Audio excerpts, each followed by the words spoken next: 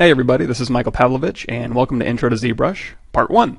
So, Part 1, you might be asking yourself, why do you need multiple parts for just an intro course? Well, if you've been watching ZBrush over the past few years, you probably know that it's grown to be a pretty big program, which isn't a bad thing. When you need to create something with a lot of quality in very little time, because it's such a big program, you can utilize a whole arsenal of tools and have a nearly unlimited amount of possible techniques and workflow options. Now, on the flip side of that, it can obviously be a little daunting to people new to ZBrush to kind of even dip their toe in and feel it out. And by new people, I don't just mean students. I mean grizzled industry veterans, been doing 3D for decades. ZBrush is a super powerful tool, and with that comes a super number of options. So if you're reading through the manual trying to piece together information from videos and forums, obviously I can understand how that can get a little bit tricky to navigate. So, with that in mind, for Part 1, I decided to only focus on the introductory features that would be the most fundamental in getting you up and running. And by up and running, I mean getting you creating as fast as possible within the ZBrush interface.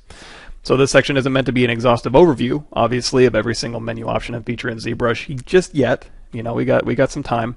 We're only going to cover what's needed to become proficient, like I said, in sketching out your ideas in 3D.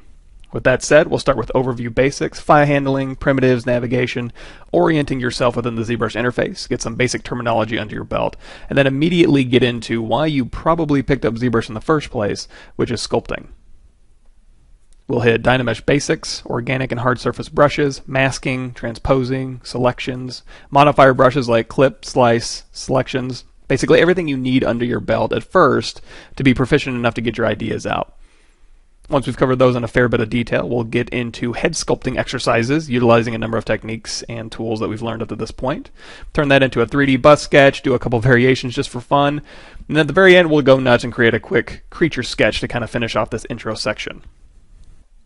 Now, don't think for a minute that we're done introducing ZBrush. This very first part is just to get you oriented and productive in a very basic way. In fact, the next section being released will begin with how to boost your speed with what you know with hotkeys and custom menus, and then we move right into advanced brushes, custom brushes, Z-spheres, posing, accessory mesh creation techniques, and a whole bunch more.